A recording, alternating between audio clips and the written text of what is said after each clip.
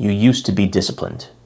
There was a time when you woke up before the alarm, when you finished what you started, when the gap between deciding to do something and actually doing it was small, almost nothing. You remember that person. Maybe it was years ago, maybe just a few months, but you remember what it felt like to follow through, to not negotiate with yourself at 6 a.m., to not need 3 attempts to start a task that should take 20 minutes. So what happened? Because somewhere along the way, the distance between intention and action got wider. And the strange part is, you're not lazier. If anything, you're more aware than ever of what you should be doing. You can list your goals in your sleep. You know the habits, you've read the books, you've watched the videos, and still, you sit down to work and somehow end up somewhere else entirely. You commit to waking up earlier and hit snooze anyway. You tell yourself, tonight will be different. And then tonight comes, and it isn't. That's not a willpower problem. That's not a character flaw. That's something else. Something that's gotten harder to see because it lives right underneath the surface of everything you do. And that's exactly what we're going to talk about today. Here is what nobody tells you about discipline. It was never really about effort. We grew up believing that disciplined people were just built differently, that they had more willpower, more grit, more of whatever invisible substance separates the ones who follow through from the ones who don't. We watched them and thought, I just don't have what they have. And we carried that belief for years, quietly, like a verdict we never appealed. But that belief is wrong, and the cost of holding on to it is enormous. Because when you believe discipline is a trait, something you either have or you don't, you stop asking the real question. You stop looking at the conditions. You stop noticing the environment. You just blame yourself, again, and move on. Until the next time, and the time after that. Think about the last time you were genuinely consistent about something. Not forced, not white-knuckling it through sheer determination. Just naturally, quietly consistent. Maybe it was a sport when you were younger. Maybe it was a job you actually cared about, back when you were new and everything felt like it mattered. Maybe it was a relationship in the early months, when showing up felt effortless because something inside you was already pointed in that direction. You didn't need a system then. You didn't set 5 alarms. You didn't negotiate with yourself every morning. You just did it. That wasn't willpower. That was alignment. Your values, your environment, your sense of identity were all pointing the same way.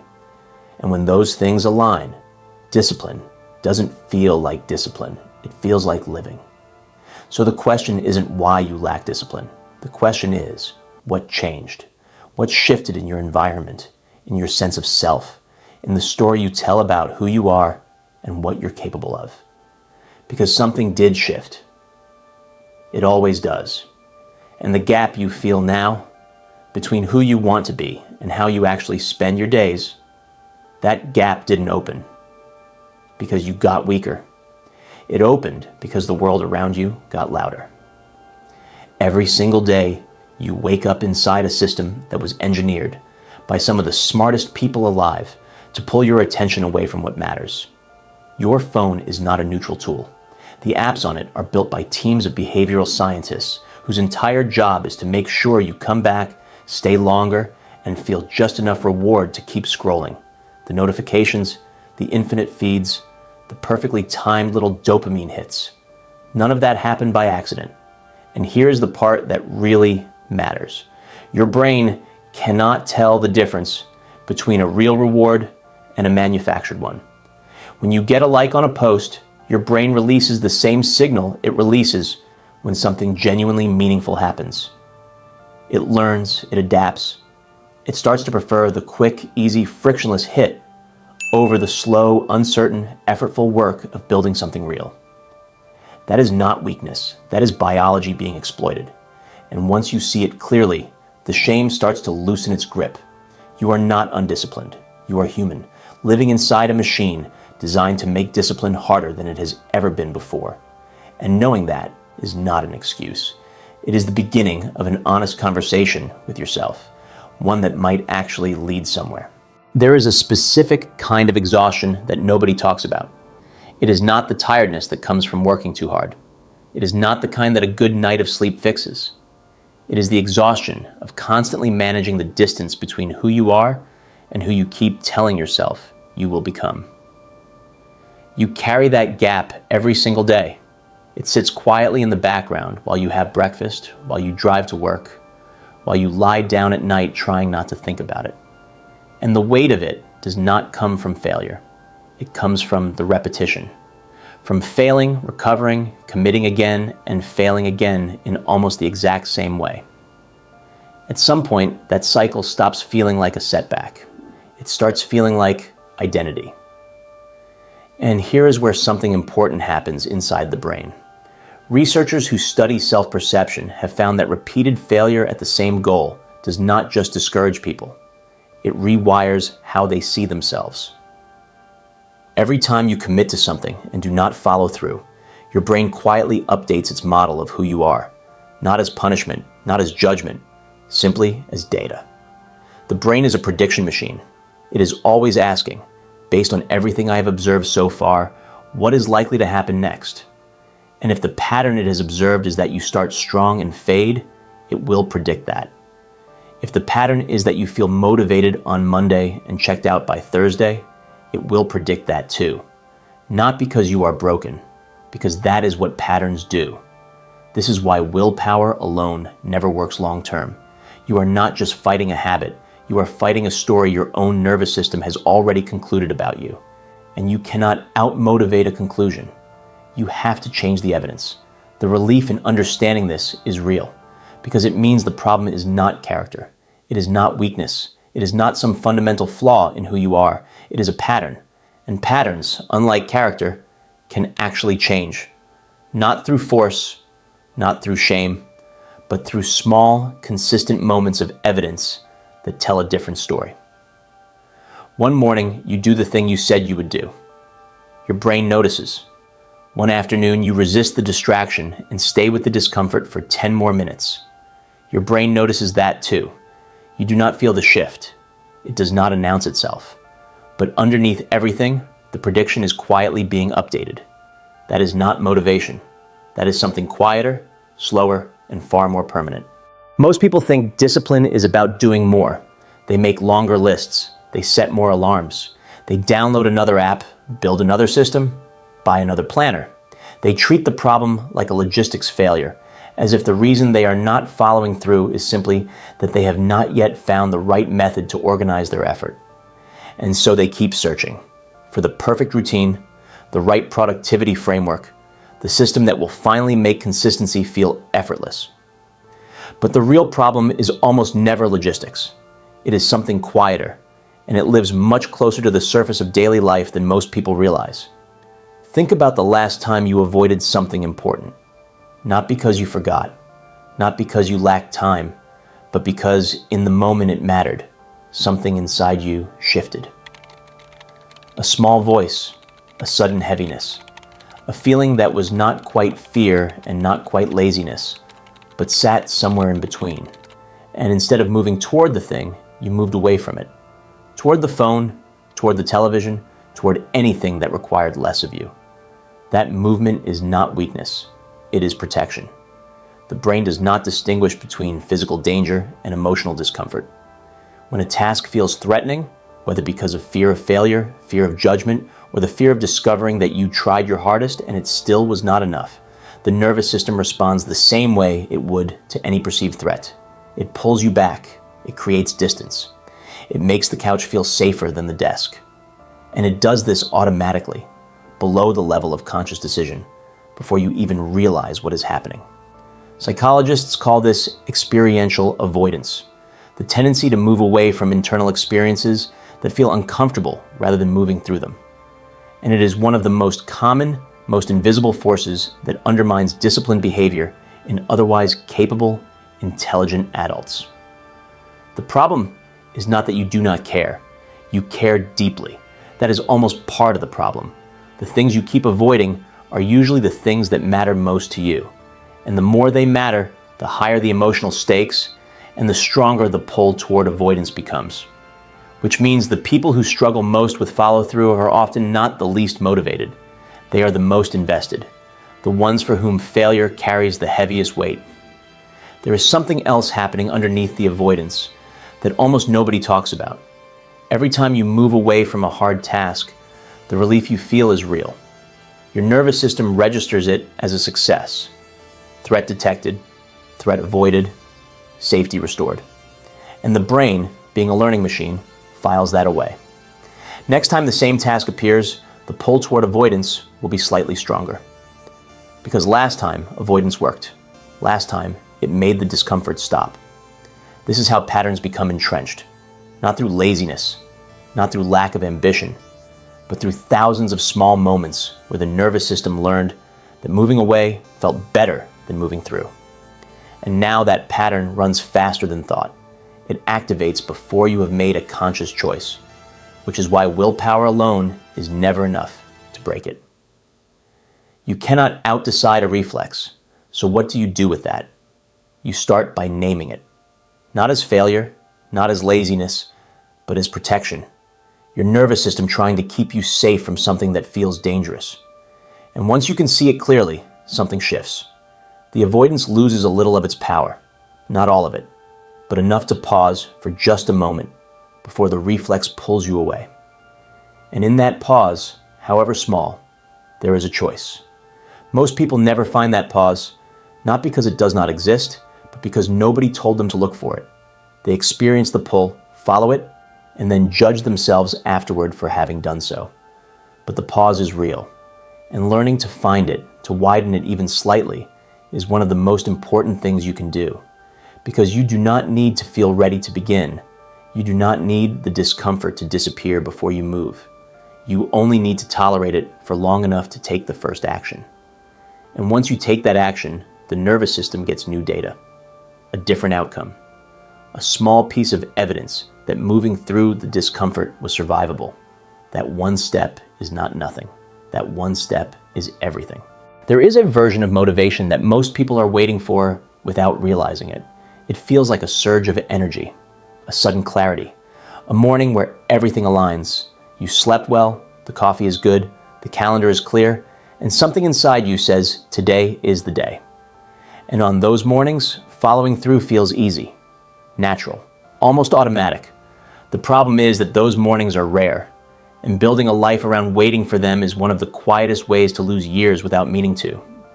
Most people believe, at some level, that motivation is supposed to come first, that the feeling should precede the action, that you should want to do the thing before you do it. And when the feeling does not come, when you sit down to work and feel nothing, or worse, feel resistance, the natural conclusion is that today is not the right day, that you should wait until the conditions are better, until you feel more like it. But this is exactly backwards. And the research on behavioral activation makes it remarkably clear. Action precedes motivation. The feeling follows the behavior, not the other way around. You do not wait until you feel like writing to write. You write, and somewhere in the middle of it, you begin to feel like writing. You do not wait until you feel like exercising to exercise.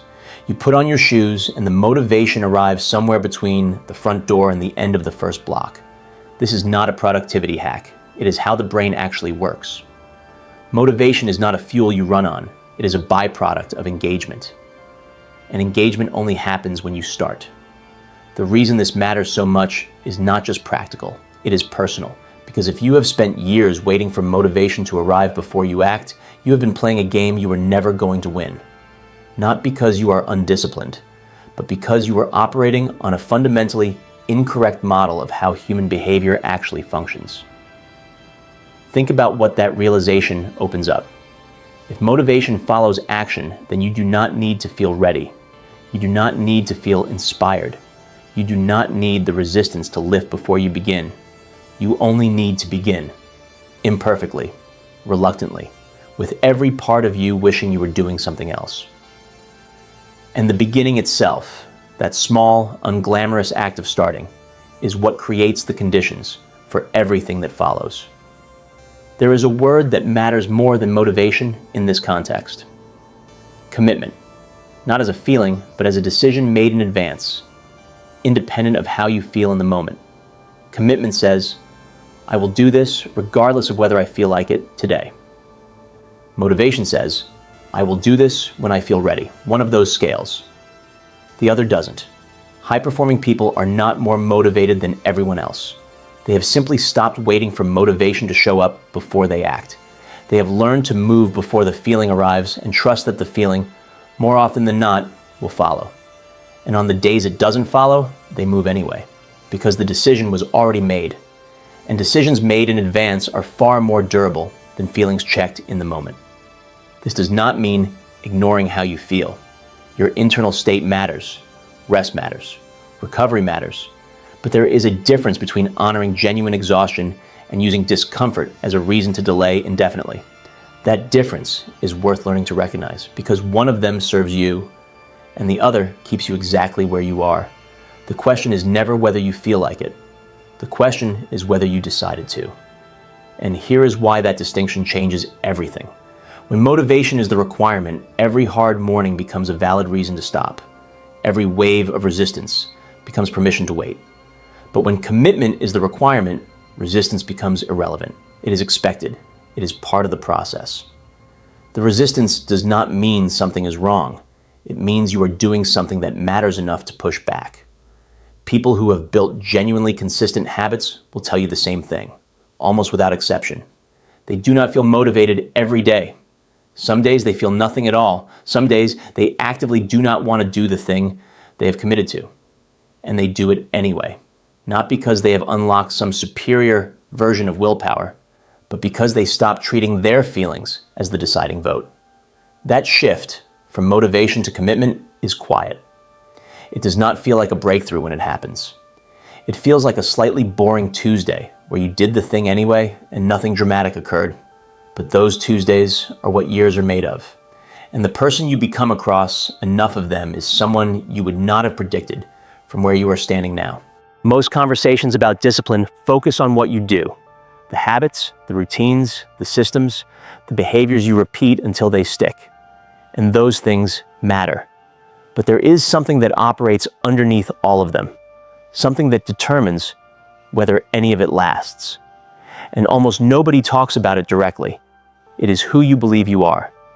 Identity is not a fixed thing. It is not something you were born with or assigned at some point and have been carrying ever since. Identity is a living structure, built and rebuilt continuously by the story you tell about yourself, and more importantly, by the evidence you accumulate that either supports or contradicts that story.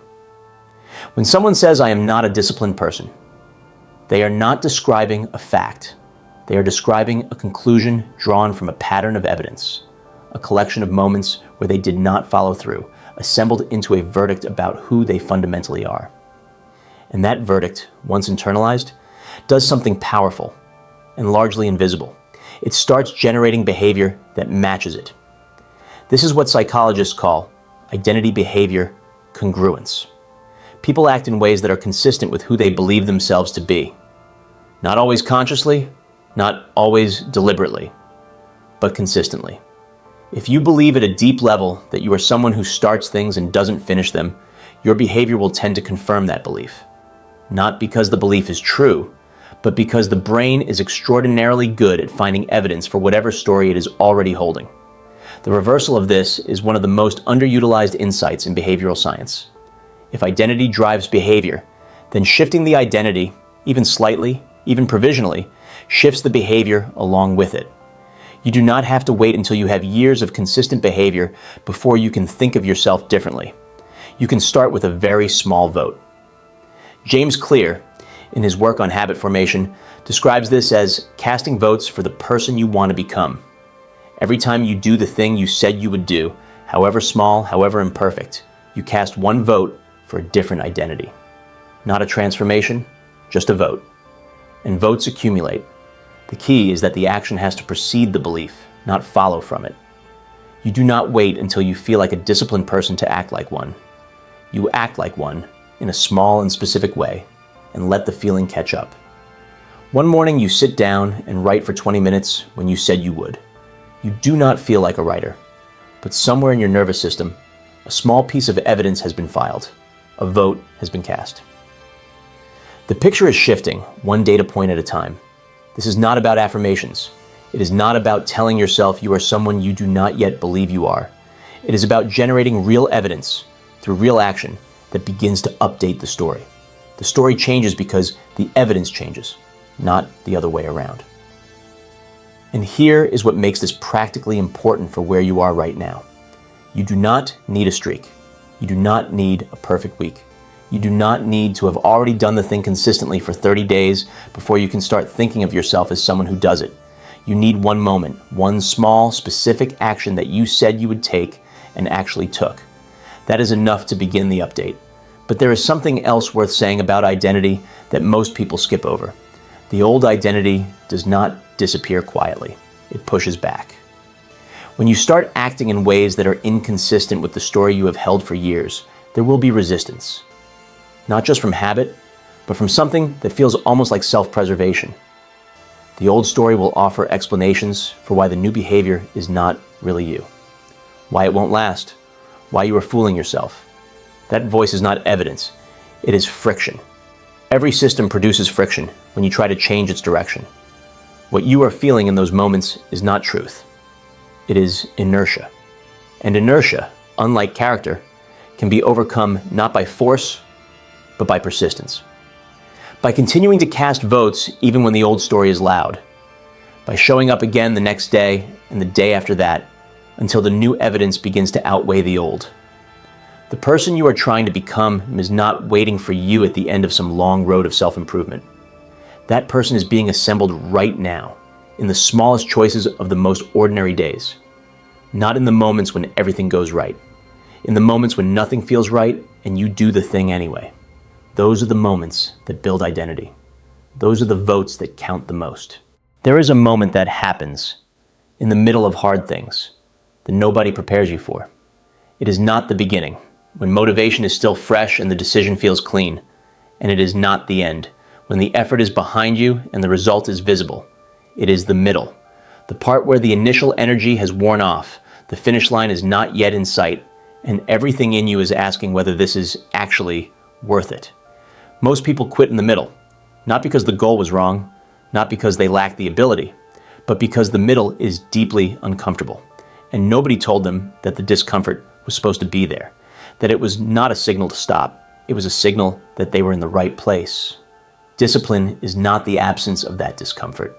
It is the practice capacity to stay present with it, to feel the pull toward quitting and remain anyway.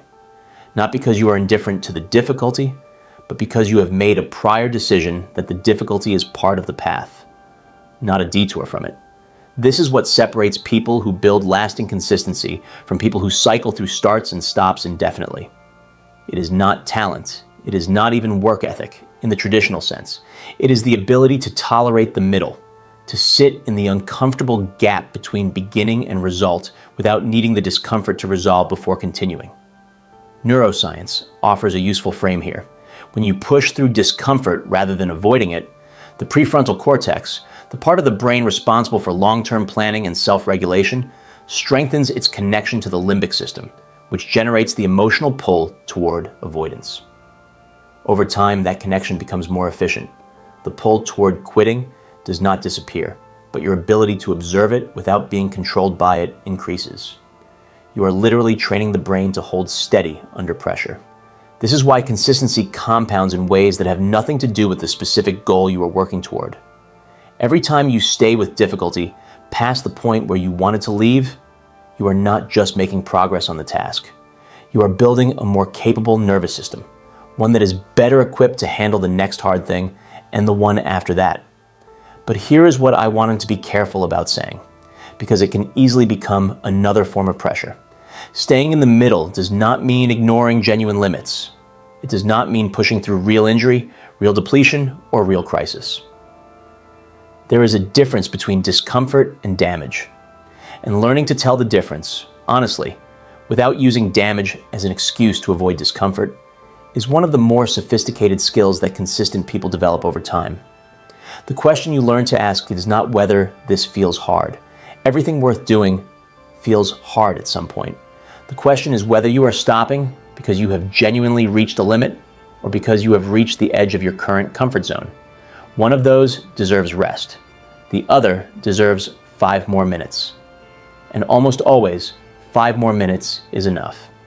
Not to finish, not to break through to some dramatic resolution, just enough to prove to yourself that you could stay longer than you thought, that the discomfort was survivable, that you are someone who does not always leave when leaving feels available. There is one more thing worth naming about the middle. It is the moment when progress becomes invisible. At the beginning of any sustained effort, feedback is relatively quick. You start exercising, and within days you feel different. You start writing, and within a week you have pages you did not have before. But after a while, that changes. The early gains slow down, the feedback loop stretches.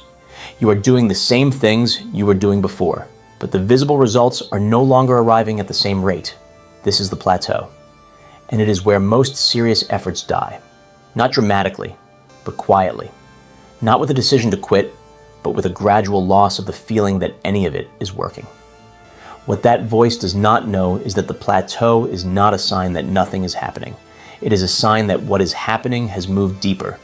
The neural pathways are strengthening. The identity is solidifying. The work is still working. It has just moved somewhere you cannot see yet. Stay anyway. The results are still coming. And when they arrive, they will be more durable than anything the early momentum could have built. There is a cost to waiting that nobody puts into words. Not because it is hard to see, but because it is hard to admit. Every cycle you repeat, the commitment, the early momentum, the fade, the guilt, the reset, takes something from you. Not just time, something harder to name. A quiet erosion of the belief that this time will actually be different. And that erosion, accumulated over months and years, changes you in ways that have nothing to do with the original goal. Think about how many versions of this cycle you have lived through. How many Monday mornings that were going to be the beginning of something. How many notebooks opened with intention and abandoned within a week. How many conversations with yourself that ended the same way, with the same conclusion, in the same tone. At some point, the cycle itself becomes familiar, and familiar things feel permanent. This is the first cost, not the lost time, though that is real. It is the slow normalization of not following through. The moment when breaking a promise to yourself stops feeling like an exception and starts feeling like just the way things are. When disappointment becomes so routine that you stop fully feeling it. That numbness is not peace, it is adaptation. And it is one of the most expensive things you will ever pay for without realizing you are paying it all. The second cost is identity, and this one is slower, quieter, and far more damaging than the first. Every time you do not do the thing you said you would do, your brain updates its picture of who you are. Not dramatically, just a small, quiet revision. The picture shifts slightly. The person in it looks a little less capable, a little less reliable, a little more like someone who means well but cannot quite deliver. And over time, you start making decisions from inside that picture. You stop signing up for things that require follow-through. You lower your own expectations before anyone else can lower them for you. You start to protect yourself from the pain of trying by simply wanting less. That contraction, the gradual narrowing of what you believe is possible for you, is not humility. It is the accumulated weight of every cycle that ended the same way. And most people never trace it back to its source. They just feel, somewhere in their 40s, that life got smaller than they expected. That the gap between who they imagined they would be and who they actually became is wider than they are comfortable admitting. The third cost is the one you carry every single day, whether you are thinking about it or not. It lives in the background of every conversation where someone asks how things are going and you say fine. It sits in the pause before you answer questions about your goals, your projects, the things you said you were going to do. It is the low hum of unfinished business that follows you from room to room, from morning to night, from one year into the next. Psychologists have a name for this. The Zeigarnik effect describes the brain's tendency to keep unresolved tasks active in working memory, to continue allocating mental resources to things that remain incomplete, which means every goal you have started and not finished, every commitment you have made and not kept, is still running in the background right now, taking up space, consuming energy, pulling a fraction of your attention away from wherever you actually are. You are not just tired from your day. You are tired from carrying all of that. And the longer you carry it, the heavier it gets. Not because the goals themselves are heavier, but because the story around them has grown so much more complicated. Here is what I want you to hear in all of this. Not as a verdict, not as an indictment of everything you have not done, but as a reason, a real one. The cost of continuing to wait is not abstract. It is not motivational language designed to make you feel urgency that fades by tomorrow. It is something you are already paying right now in the currency of energy and identity and quiet disappointment. And the moment you see that clearly, really clearly, without flinching, something shifts. Because you realize that doing the hard thing is not actually the hard path. It only looks that way from the outside of it. The hard path is the one you are already on, the one where you keep carrying the weight without ever putting it down. Putting it down is the easier thing. It just requires you to begin. Discipline is not a personality trait. It is not something you either have or do not have, something you were born with or missed out on somewhere along the way. It is a practice. And like every practice, it is built through repetition, not revelation. This matters more than it might seem at first, because if discipline were a trait, fixed, innate, distributed unevenly at birth, then the conversation would be over. You would either have it or you wouldn't. And the best you could hope for would be to compensate through systems and hacks and enough external accountability to keep you moving. But that is not what the evidence shows. What the evidence shows is that disciplined behavior is a skill, and skills, by definition, can be learned. The question is not whether you are capable of discipline. The question is whether you have been practicing it, and if not, whether you understand why not. Everything we have covered in this video points to the same underlying truth. The reason discipline feels hard today is not a character flaw. It is the predictable result of a nervous system that has been shaped by avoidance, by a motivational model that was always backwards, by an identity that accumulated evidence in the wrong direction, and by a world that was deliberately engineered to make distraction easier than focus, and immediate reward more accessible than delayed gratification. You were not weak. You were operating inside a system that was working against you, and you did not have a clear enough picture of the system to push back against it effectively. Now you do, or at least you have the beginning of one. And the beginning is enough. Not to fix everything, not to become a different person overnight, but enough to take one action today that is different from what you would have done yesterday. One moment where you name the avoidance instead of following it. One decision made from commitment rather than waiting for motivation. One small vote cast for a different identity. That is how it starts. Not with a transformation, with a practice. Quiet, unglamorous, and repeated, day after day, in the ordinary moments that most people overlook because they are waiting for something more dramatic to arrive. The people who have built the kind of discipline you are looking for did not find it in a single breakthrough. They built it across thousands of unremarkable moments where they showed up when they did not feel like it, stayed when they wanted to leave, and returned after they had failed. The returning is the skill, not the not failing. The returning, because you will fail. That is not pessimism. It is honesty. There will be days when you do not do the thing, when the old pattern wins, when you reach the end of the day and realize you followed the familiar path again instead of the one you said you were choosing. And on those days, the most important thing you can do is not punish yourself into motivation. It is to return, quietly, without drama, without a lengthy renegotiation of your entire approach. Just return to the next available moment and begin again. That capacity to return without self-destruction is what sustained discipline actually looks like from the inside. It is not a streak. It is a practice of returning. And every time you return, you are demonstrating something to your nervous system that no motivational content, no planning session, no fresh start on a Monday morning can provide. You are demonstrating that failure is not the end of the story, that the story continues, that you continue, and slowly, across enough of those returns, something settles.